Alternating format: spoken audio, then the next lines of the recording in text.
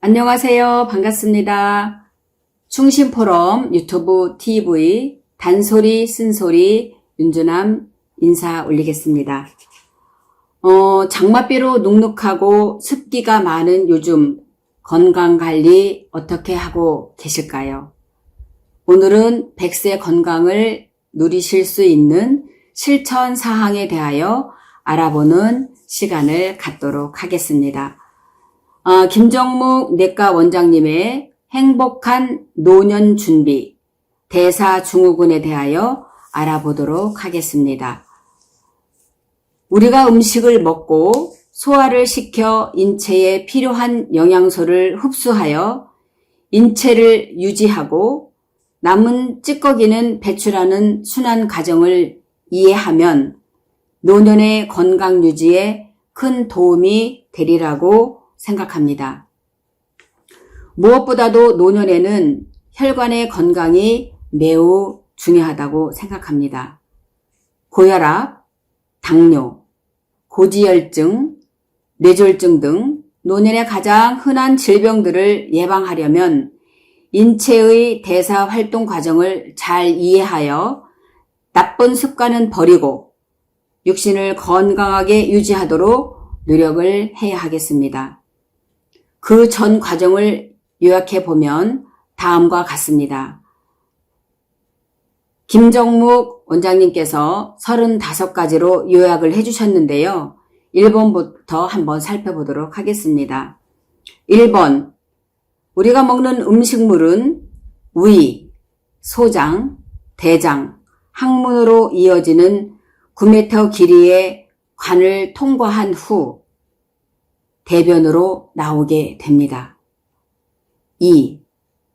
음식물들이 관을 통과하는 과정에서 흡수된 것들을 모두 간으로 가고 간은 이것을 포도당으로 바꿔줍니다.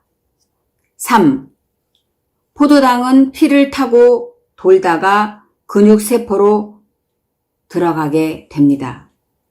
4.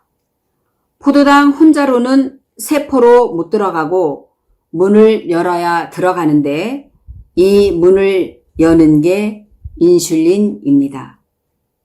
5. 인슐린은 음식물이 들어올 때마다 췌장에서 나오게 됩니다. 6. 간에서 음식물을 흡수한 영양분을 포도당으로 바꾸고 나면 인슐린은 포도당을 2시간 이내에 세포 속으로 다 집어넣게 됩니다. 7.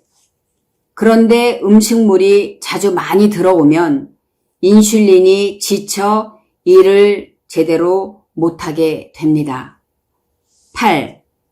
세포 속에 포도당들이 다 들어가지 못하고 피 속에 남게 됩니다. 9. 이를 인슐린 저항이라고 합니다. 10. 인슐린 저항이 생겨서 포도당이 세포로 다 들어가지 못해 식후 2시간이 지나도 피 속에 포도당이 많이 남아있으면 이를 당뇨병이라고 합니다. 11. 피 속에 남아있는 포도당은 일단 혈관을 나쁘게 하고 혈관을 설탕에 절이듯이 혈관을 딱딱하게 만들고 염증을 일으키게 됩니다. 12.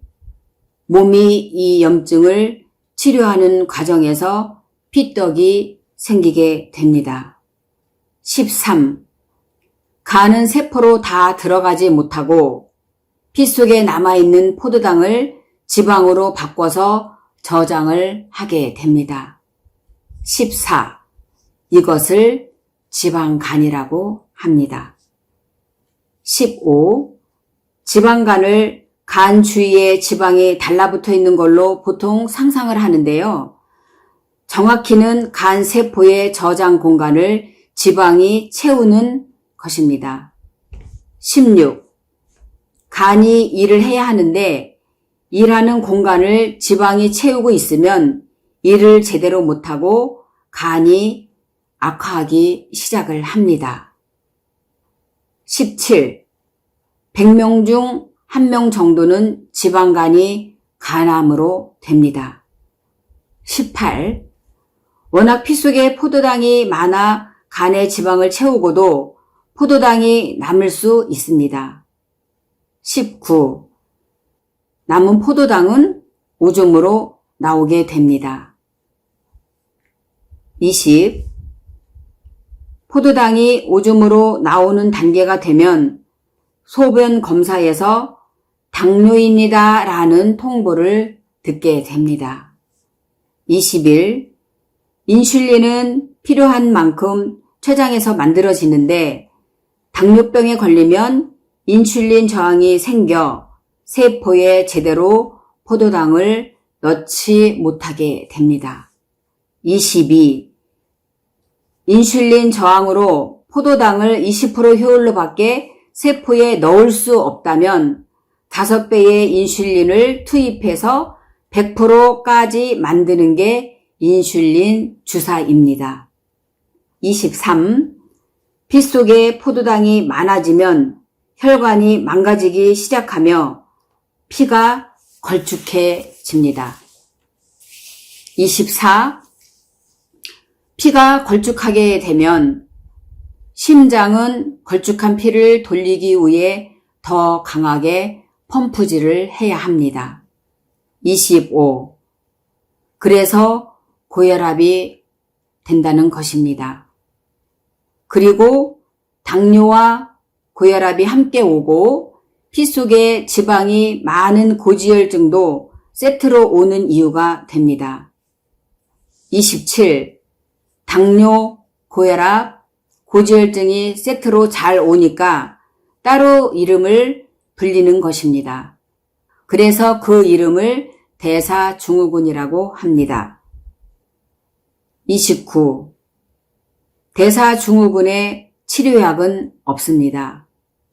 병원에 가면 약을 줄 텐데 이는 치료제가 아닙니다. 고혈압 약은 고혈압이 안 되도록 치료하는 게 아니라 혈압만을 낮춥니다. 31.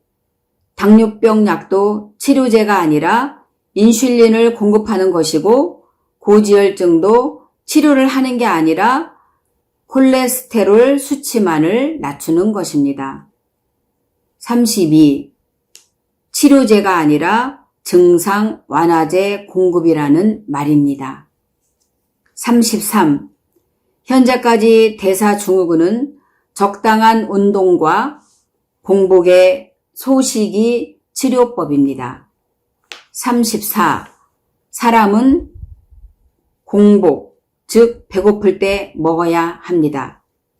35. 운동도 안 하고 자주 과식을 하면 당뇨, 고지혈, 고혈압을 통해 심장마비와 뇌졸중 등으로 연결이 되게 됩니다. 결론적으로 말씀을 드리면 평소에 적당한 걷기 운동을 하고 매일 12시간 정도의 단식을 하며 항상 소식을 실천하며 노년 건강을 유지하도록 합시다. 소식과 절식 그리고 매일 만보 걷기만이 건강을 지키는 지름길입니다. 우리 모두 실천하여 건강하게 오래오래 행복하고 멋진 날을 보냅시다. 지금까지 충심포럼 유튜브 TV 단소리 쓴소리에서 대사증후군에 관한 내과 원장님 김정묵 원장님의 100세 건강 실천을 알아보았습니다. 지금까지 시청해 주셔서 감사드립니다. 충심포럼 단소리 쓴소리 지금까지 윤준함이었습니다. 감사합니다. 고맙습니다.